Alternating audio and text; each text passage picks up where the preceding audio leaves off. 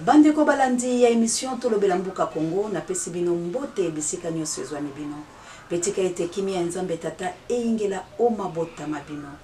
Émission Tolobela Mboka Congo ya mokolo mwalelo nazali bongo na invité spécial ezali bongo Maître William. Pona nini tobengisi Maître William na émission ya mokolo mwalelo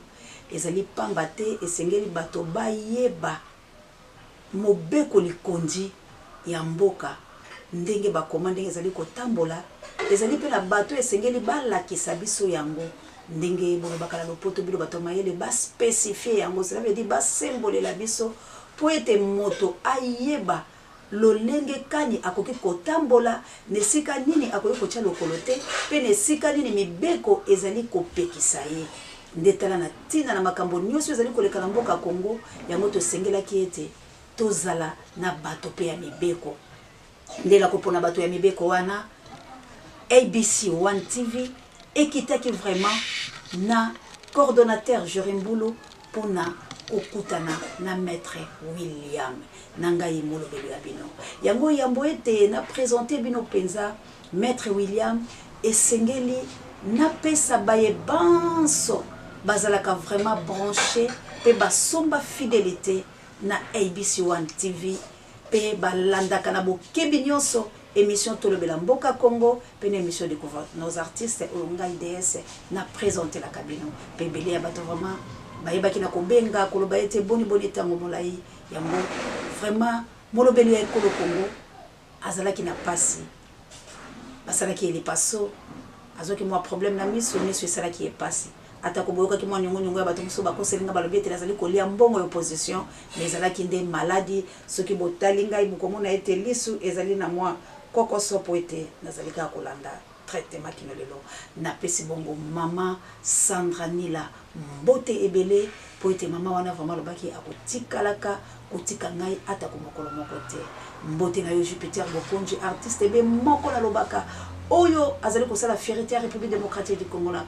mboka ya bapaya abimisaki misolo ya $600 ya mondele pona kopesa nga penza ke na sala opération na kobosa na kayote yo na request na bokele boso na bino pe ba mama yangola ba femme capable bolobaki to kotika molobelo ya biso te boyebaki vraiment na kosunga ngai madame Queen Olga Lompinga na princesse Florence Matodomedo pe botondi mingi na bota ya Lompinga na pasteur Didier Lompinga famille na Mobimba gi Lompinga Petit Lompinga pe na Lilisa ya oyo bozalaki na ngai vraiment l'hôpital botika ki ngai te pona ni na pesa Michel te mbote ebelenga toto pe na yo mama Chantal Ayao ma patrona la patrona de ABC One TV ndeka na lobaka la bino ete je dis tout haut c'est que les gens disent tout bas vraiment ngai na dénoncer ka insanité yango wana na kotombela kabino vraiment mobu molamu pe esengo ya komona na kalisusu bo s'abonner massivement na ABC One TV parce que ici c'est Jésus-Christ qui est number one avec Jésus nous ferons des espoirs yango bozoma la kaka nazali siko ko présenter les bino vraiment moto azali spécial na mokolo mwalelo oye akozala maloba ebele ya koyebisa biso ba abonner pe balandi nyonso ya émission Tolobela Mboka Congo mbote Maître William Moté maman journaliste. Et c'est Moseli Yangai Kwete Oyambinga vraiment na esika yo bonne santé. Santé je tambola selon ndenge Congo que je tambola. Mais Maître William ce que le santé zali ko tambola ndenge Congo zali ko tambola ngala konzima te po ete bino nde bato bosimbi mboka bino bozali ba maître bato bozali na ba mbongo ebele pe bato bozali ko kanga biso tango na sona mibeko na bino bongo bino eso bokomi lokola biso na mboka Congo. Elobi te ke moto nyonso aza kolia ndenge moko balobi fourmi asuka na niveau na ye éléphant mpe asuka na niveau na ye biso tozotambola ndenge olingi otambola na bosolo baoyo omoni baza na mbongo ebele bao bandimi kotambola na kanyaka lokola elembo na bango ya liboso oyo moke ezopesama nde yango biso tozotambola nango bosolo ke mobeko nde esalaka nyonso bazokanga bino mais bazokanga bino injustement bazotambola na bino ndenge esengeli te yango moni ke bakoma otonga bandako ndenge balingi bazosala nyonso ndenge balingi parce que bazotambola na mboka oyo droit ezotambola lisusu ndenge esengeli te ndenge ke mobeko elobi na biso ke no moto nyonso oyo asali mbeba fo komema ye liboso na justice eza lisu bongo te et comme copie ya magistrat moko avandi na ndako na ye bayebisi bakangi moto songolo ye akei azwi kanyaka na ndenge na ye sans bino boyeba yango et comme pe cop na ya baavocat oyo bazali na majorité présidentielle tokoloba bongo eza te ke parce que tozali soki ndenge nini baoqualifie mais eza biloko ezosama na mboka na biso na ndenge ya boso yango tolobi ke tozotambola ndenge mboka elingi totambola donc na bapasi ya Congo na bisengo ya Congo tozovivre yango ndenge moko na citoyen nyonso parce que kelasi congolais na mboka na biso façon ya kelasi eza malonga te kelasi na sens ke toloba ya kelasi ya bozoi na classe te mais kelasi oyo tozoloba kelasi sociale ya vie ya moto normalement na bapays développés toyebi kezalaka na trois classes sociales. Il y a des riches, des moyens, des pauvres, mais tout comme on a classe à riche, bao bazo détourné, bazo bébis à tout moment, des bangwana batambongo belé mon solo mingi, et surtout tout ça ils faisaient na classe à ba pauvre. Des yango tolobi que tout tambola, des mbo que seigneur tout tambola madame.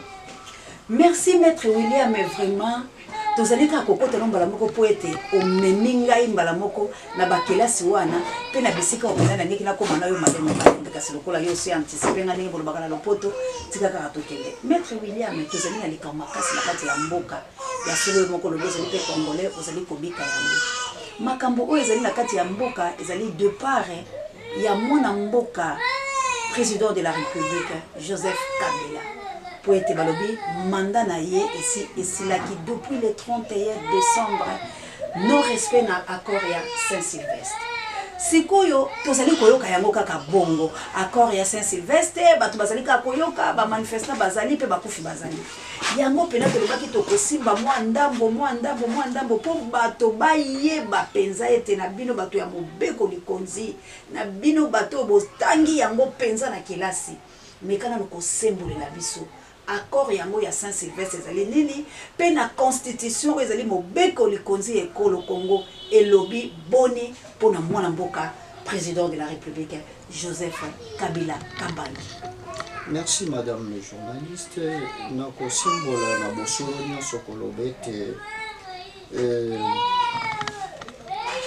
oyo ezali mobeko likonzi tobengi na français constitution na article 70 le poto ya babelge balobi 70 ezali ko prévoir que président de la République après des mandats successifs il est obligé à organiser une élection et bongo atika a passé au tobengaka passation du pouvoir légalement na moto yo alongi. Kasi tomoni depuis 2016 Ndeko Kabila étant que président nabiso ya Congo a organisé des élections et la kisi biso que volonté ya organiser des élections ezalaki te ya solo Ndeko Kabila a mené biso na discours na ya uti ko sala wa sur 17 ans na ya pouvoir a uti ko la kisa biso te azalaki na ba faiblesse mingi ba faiblesse ngo entre autres ezalaki créer na ndenge nini bango moko baza ko organiser ba groupe rebelle rébellion moko bango moko baza ko financer pona ba meka ndenge nini ya ko bénéficier ko détourner ko récupérer o ezali bien ya population congolaise. Dans quel sens? Toko citer lokola exemple lokola mboka parti lokola est to ebi biso nyonso moto nyonso citera que Congo pays le plus riche mais moi également, étant que scientifique, nous avons Congo le pays le plus pauvre. Dans quel sens? Ndeko Kabila baïbi que tu as la richesse où ils ont mabélé, bango so batie ba moyen to koki ko exploiter ngo poni développer mboka na biso mais bazo sala yango te.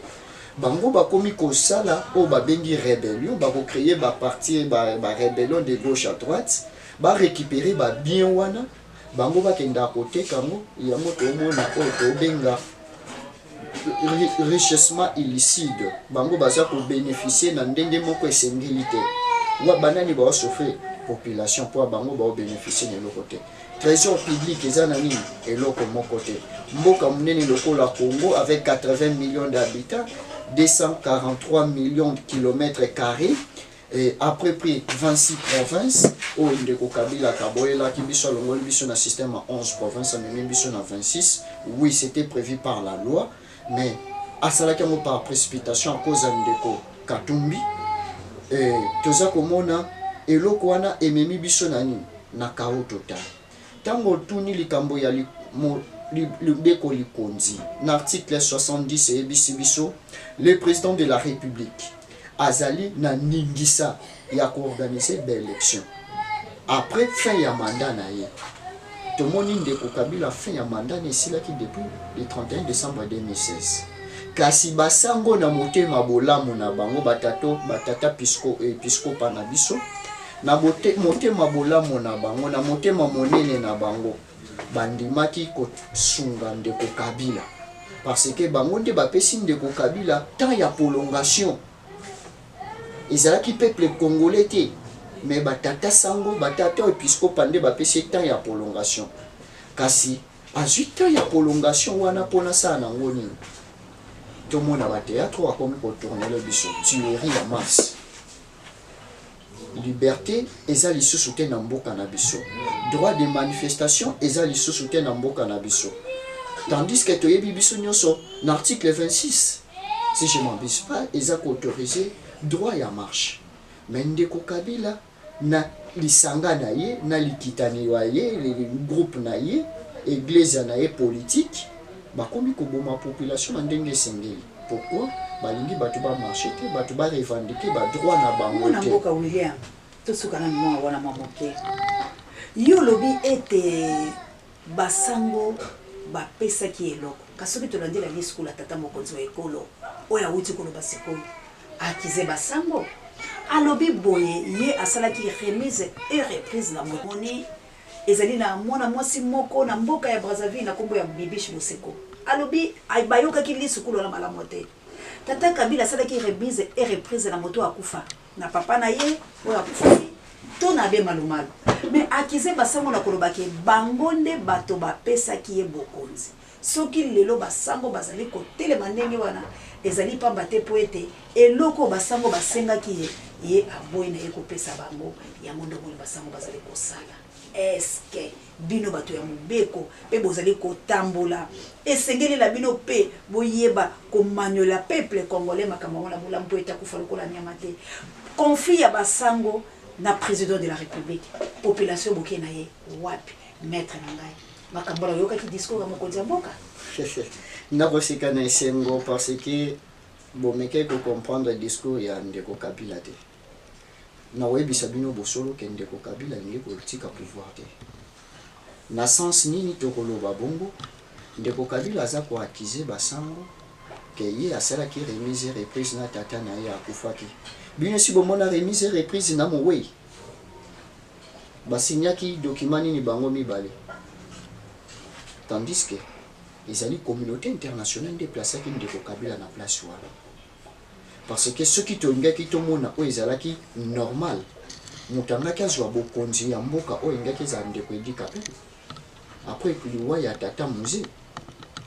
kasi communauté internationale ebisaki ndeko edikape ni avion moko etikala komata te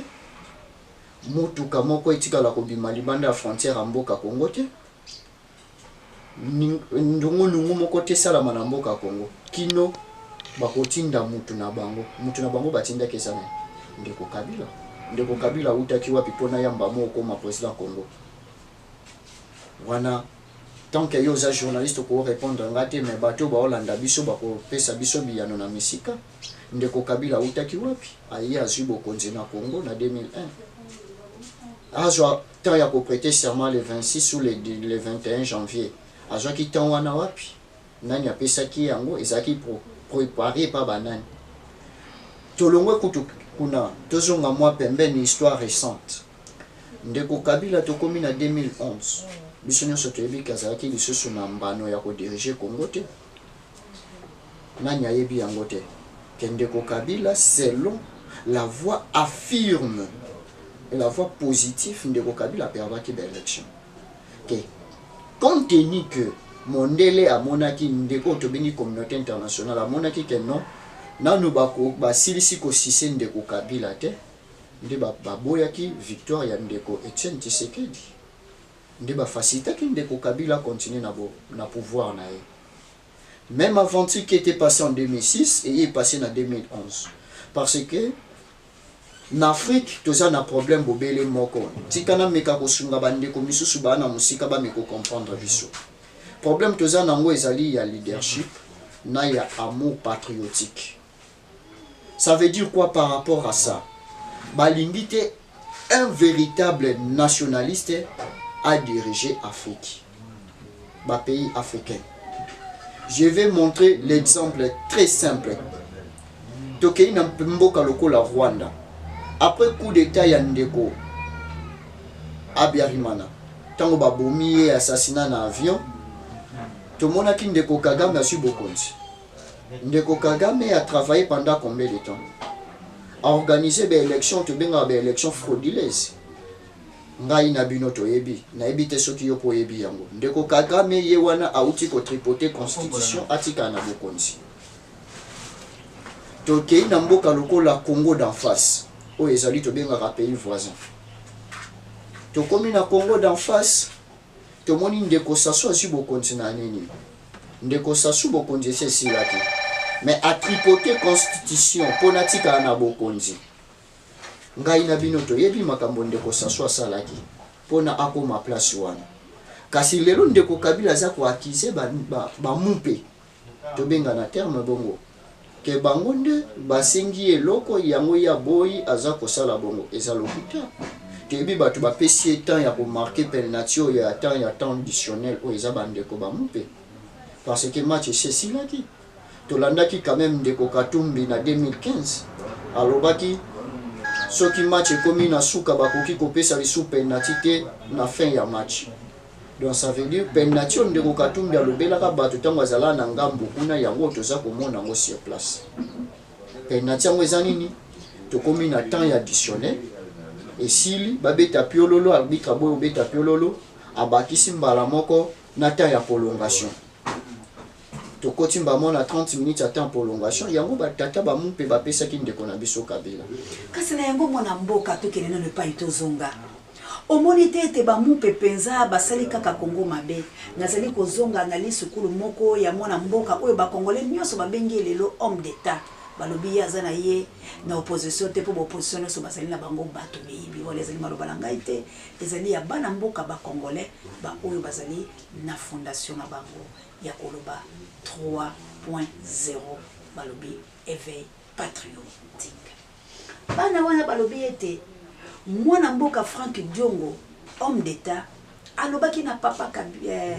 ndeko Tshisekedi que son âme repose en paix. Ayebisaki ebo alobi papa lolenge yo ozali kokende kosolola na ndeko wana mwana mboka président wa ekolo Joseph Kabila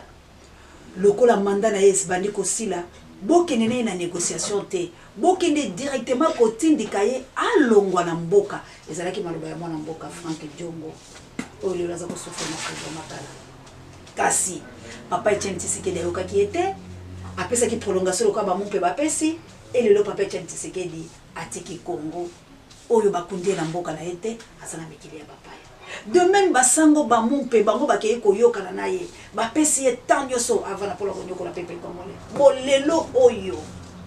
maître ozali komona tete basango sengeli tokanga bango po ete na sima na bango nde babomi bato ebele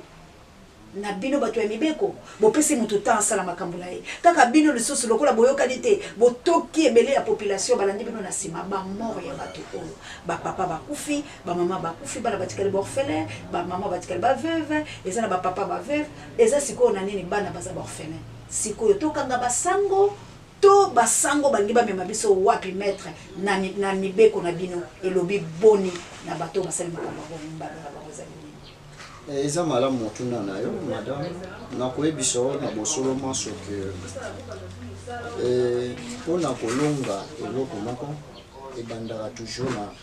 quelque part nde bokoma na place bolingi bolonga bandeko sango bayebaki te ke no moto bazotraite na ye aza caméléon bayebaki te ke baotraite na moto moko achangeaka na ngonga nyonso bango bakanisaki akozala na bolingo ndenga moni bango bazali banganga wa nzambe akozala na bolingo ya kotraite na bango na ndenge esengeli kasi eza lolenge moko te lolenge moko te na ndenge nini tika ete ndeko otangi kombo awa président ya LP MLP ndeko na ngai Diongo komba na ye kokoma na suka un jour akobima esika azali ndeko Diongo ayebisaki ndeko Etienne Tshisekedi ke kotraite na moto wana te azalaki na raison mais quelque part biso toza ba-africain toza bato moindo il faut tozalaka toujours na culture ya kosolola nde bandeko sango na ndeko Tshisekedi basepelaki basolola na ndeko na biso Kabila ezalaki na ndenge ya mabe te na ndenge ke kimia erenie na mboka d'abord eloko motu ya yango wana soki ke ndeko Diongo esi azwaki bapréjugé moko en avance que motu bootraite na ye akorespecte maloba bootraite na ye te na mosusu basamba mupena ndeko Etienne Tshisekedi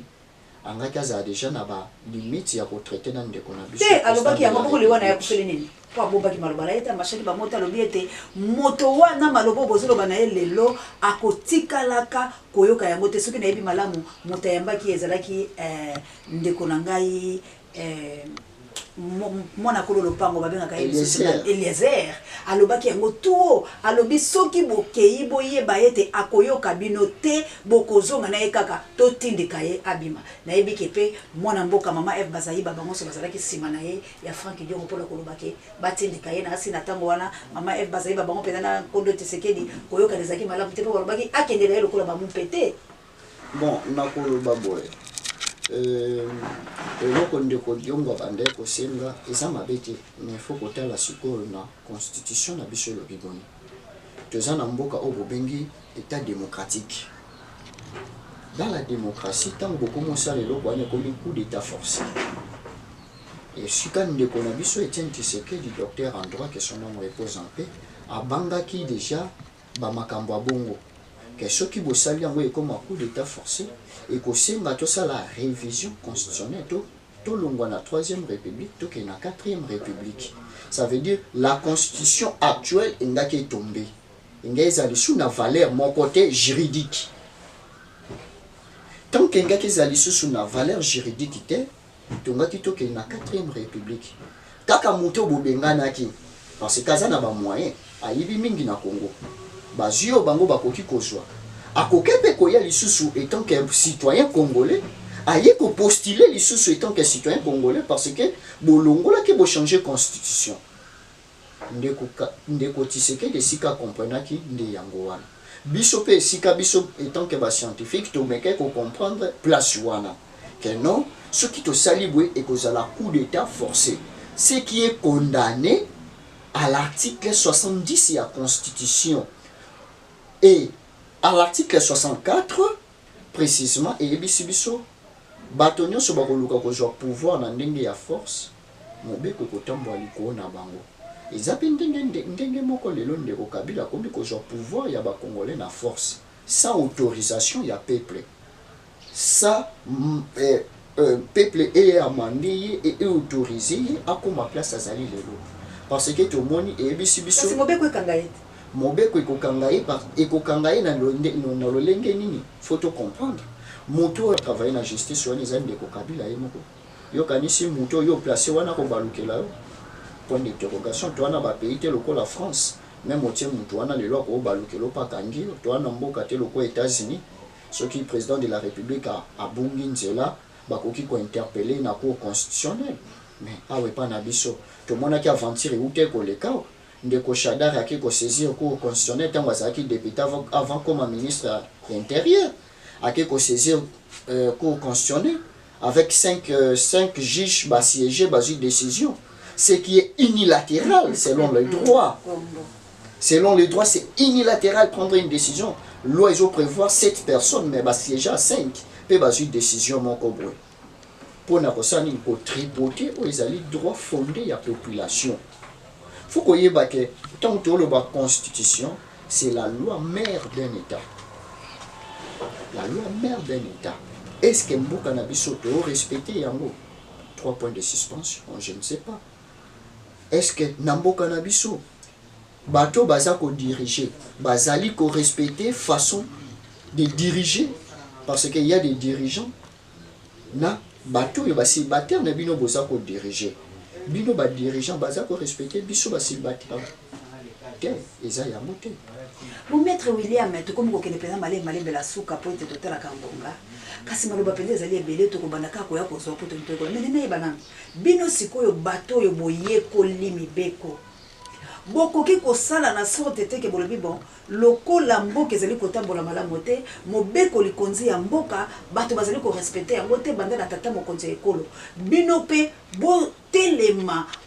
voilà bino eyoka masina veut dire bazo bafouer pe personnalité na bino ba classe na bino ezali sous sa valeur te ça bokoki ko telema te bolobi non assez na ba bêtise wana loi il faut ezala vulgariser et puis loi ezwa juste valeur nango parce que tolobi na mboka na biso ezali pe justice travail cela veut dire nangonga o justice eza bafoué bobino bakolo justice bokoki kotelemela tata mokonzi ekolo te madame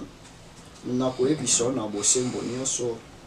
tant que citoyen du pays soki lelo yo lobi keno eza mabe te tozotelema na basansi misusu ya mosusu par bord baassociation ozoyoka wana ya badroit de l'homme nde sika toogangisa mingongo na biso soko luki totelema komona te ke tokotelema kaka totambwa na balabala lokola bato nyonso no tokoki kotambwa tosaisir bainstance nyonso oyo ezali internationaux. Il y a des instances internationaux oyo biso esika tookende kolema pourquoi topesa exemple lokola nini ya droit de l'homme tokende kofundaka toujours nyonso ezoleka na mboka Congo mémoire ya Chebeya disparition ya mwana mboka nani oyo ya Bakongo okola yesu nani toza koyeba sort na ye te ndeko wana nalingi kolobela penda histoire na ye mingi te parce que ye moko akote na théâtre ya ndeko Kabila à cause ya mbongo nde eza na ye akomi na niveau wana eza likambo toluka to comprendre aza wapi c'est ça tozoloba ata kwa kote na théâtre mais aza sikoyo wapi po tozomona ye te bayebi esika babombi ndeko Kabila na bato na ye bayebi esika babombaki ye parce que ye azalaki acteur fondamental ya théâtre ya pièce babandaki kojouer bamekaki kokotisa peuple congolais na distraction moko boye mpona bakende na oyo bobengi transition tokende na oyo tobengi transition mais faut comprendre mwana seme étant que leader soki mpe ya mibengaki ya bodi ya Congo kuna ya province ya Congo central sort na ye eza nini lokoso ya mbongo nde memei na niveau wana mais nakozonga par rapport ya mobe oyo tuni selon badroit na biso fondamental droit humain faut koyeba ke lelo bakovioler droit na yo parce que y a droit de femme vous le savez bakoyiba droit ya biso bato droit civil et moral tango bafoué yango lelo babebisi yango meza na mokolo oyo balobi droit esa ekoya kotelema likolo eza na mokolo oyo keno ndeko oyo akokende mosusu akozonga azongisi badroit nyonso ya mboka ndenge esengeli na kopesa exemple ebi bato mayele makasi na mokili eza banani eza bamupe parce que na monde entier bato bandima kozwa ta ya kelasi mingi eza basango mais tant que ndeko na biso alingi korespecte bato wana te abafoué abwaki abetigene na kati église abeti oyo ezali sacrilège mavandi kaka la bokonzi eloko ngala za kondima yaza mayele makasi longoni ya mwana mboka Joseph Kabila kabani tokolakisa ye ke abuki mobeko ekomi crime soki ayebaki te atanga oyo tobengi bacrime imprescriptible ndeko Kabila asali crime parce que na mboka moko te bakondima yo obombarde église oboma moto akoti na kati ya église eza ndenge moko na hôpital soki ata trouble eza na mboka batushaka kuna te eza ndenge moko na kelasi ya bana kasi yango toza kolakisa bino eza ndenge moko na kelasi ya bana lelo na Congo eza wapi par terre parce que ndeko Kabila de quoi sur bokonzi na to mona kelasi eza te. Monsieur William Meto comme na biso penza la suka émission poete tala katanga nini ko koloba na peuple congolais na bike balanja ABC1 vraiment bakoyoka pasi kasi tala tango nini okoki koloba na peuple congolais pour tokozongelaka yo tokozongela yo esengeli mpenza oyebisa bana mboka lolenge bakoki kotambola okoyebisa bango nini po ete bacongolais bazali kolia te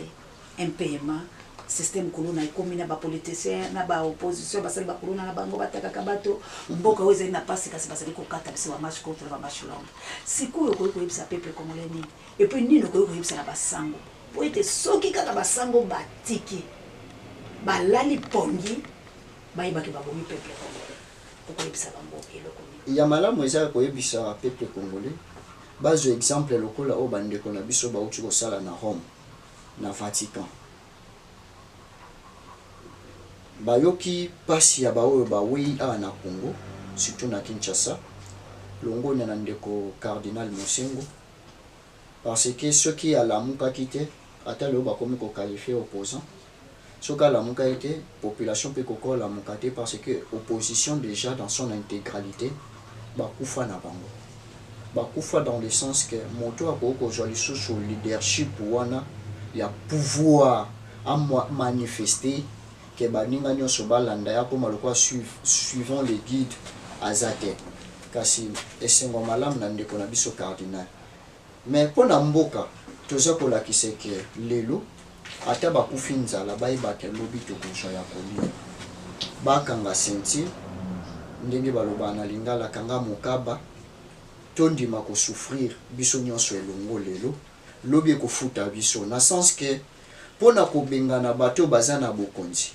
esengeli tobunda to répondre na article 64 ya constitution o esengi biso désobéissance civile.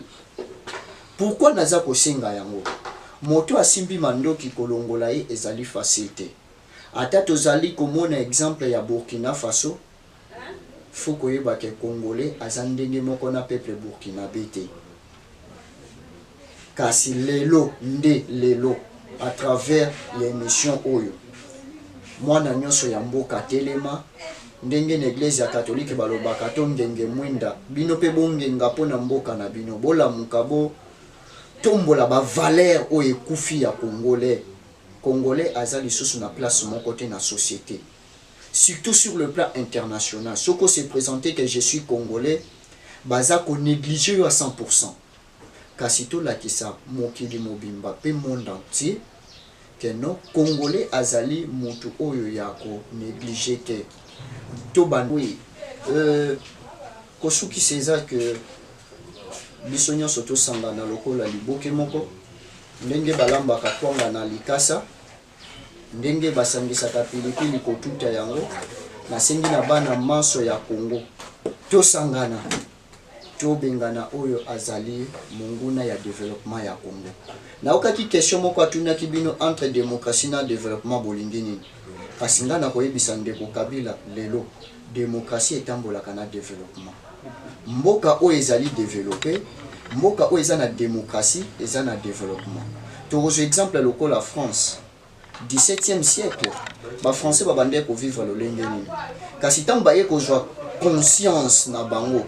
que faut kende na démocratie solennelle et c'est par là que tout le monde développement ya France. Pourquoi pas mboka lokola Congo toza na budget ya 5 milliards 80 millions d'habitants ce que c'est yango divisé par 5 milliards divisé par 80 millions vous allez voir que un Congolais par an aza kolia pas même 300 dollars. Inasengi na bandeko nyonso ba soutenir idée ya ba laïque catholique ya marche le 25 parce que ndeko na biso cardinal Mosengo alobi tozosala tour ya bandeko balandi maître vraiment to komi na tango la biki bilo bolo makamindi bo amfulo ngai te na biki bilo bosepela kana bilo boyete balandi ya ABC1 TV kasi boyebi ete bavoka bango batanga ndeko loba soki pe tolandi tango ekoleka to komi na suka to tiki bilo mo bongo po ete to koluka ile susu bazali ebele pe bazali vraiment na maloba ya koloba ebele. Merci maître William Nathan oyo ata ko sisi pe maloba na ote pemba penza melama ya pio okozwa ta ebele bandeko balandi to komi na suka ya émission na biso tolobela mboka Congo wana bomoni ete tozalaki vraiment na maître William abeti sete makasa lobi ete tosanga na liboke mais tokotuna na naye mikolo ezali koya pour ceux qui tobengali baoccidentaux te bango nde bazali force ya mwana mboka Joseph Kabila Kabange. Le 25 biso nyonso marche nsima ya bakatolike longonia bakatoliko longonia na bino ya solo maître alobi tozalaki na biso mpenza na leader te lokola bilo botelemi mpona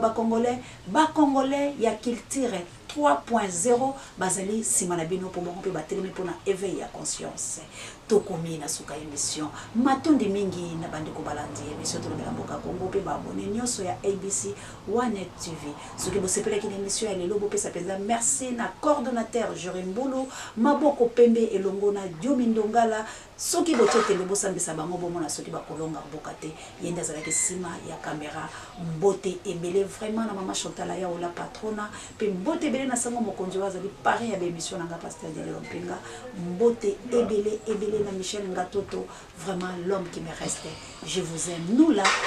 on s'informe, on se cultive, rien que pour vous informer. Sachez-le, on est mieux qu'en face. Bye.